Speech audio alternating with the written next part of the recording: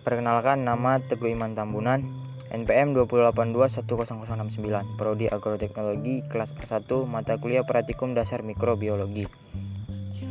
Mengenal alat-alat fungsi lab. 1. Gelas ukur. Fungsi gelas ukur adalah sebagai alat untuk mengukur volume larutan mulai dari volume 10 ml hingga 2 liter. 2. Tabung reaksi.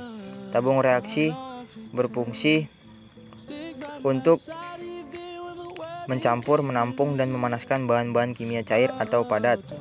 3. Labu ukur. Labu ukur ini berfungsi digunakan mengencerkan larutan hingga mencapai volume tertentu. 4. Labu Erlenmeyer. Labu Erlenmeyer ini digunakan untuk alat berbentuk kerucut dengan layar silinder. Fungsinya Erlenmeyer adalah untuk mencampur, mengukur, dan menyimpan cairan. 5. Gelas beker atau gelas piala. Gelas beker ini berfungsi sebagai penampung atau alat berbentuk silinder dengan alas datar ini. 6. Pipet tetes. Pipet tetes ini biasanya digunakan untuk memindahkan volume cairan yang telah terukur. 7. Pipet ukur. Pipet ukur ini berfungsi untuk memindahkan larutan secara terukur sesuai dengan volume. 8. Pipet volume atau gondok. Pipet gondok atau pipet volume ini berfungsi memindahkan cairan dari wadah ke wadah. 9. Kaki 3. Kaki 3 ini berfungsi sebagai penyangga ring. 10.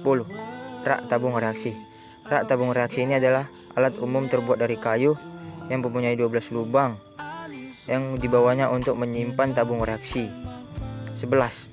Penjepit tabung reaksi. Penjepit tabung reaksi ini terbuat dari kayu yang fungsinya digunakan untuk mengambil kertas saring dan benda-benda lab lain di saat kondisi alat tersebut panas. 12. Plat tetes. Plat tetes ini berfungsi sebagai penguji keasaman suatu larutan atau mereaksikan larutan. 13. Mortar dan alloy atau pestle. Mortar dan alloy atau pestle ini berfungsi sebagai menghancurkan atau menghaluskan suatu bahan atau zat yang masih bersifat padat atau kristal. 14. Kawat kasa. Kawat kasa ini berfungsi untuk menahan beker atau labu ketika proses pemanasan menggunakan pemanasan Bunsen atau pemanasan spiritus. 15. Kawat nikrom. Kawat nikrom ini berfungsi untuk mengidentifikasi zat dengan cara uji nyala. 16. Corong pisah. Corong pisah ini berbentuk krusut, berfungsi untuk memisahkan komponen-komponen pasif larut dengan densitas yang berbeda-beda. 17. Batang pengaduk. Batang pengaduk ini berfungsi digunakan untuk mencampur cairan dengan bahan kimia untuk keperluan praktek di laboratorium.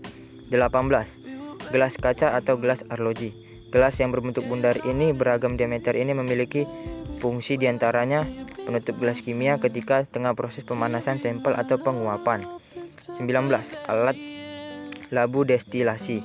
Destilasi ini atau penyulingan atau memisahkan suatu larutan ke dalam masing-masing komponennya berfungsi sebagai suatu mode pemisah bahan kimia berdasarkan perbedaan kecepatan dan polaritas atau kemudahan menguap.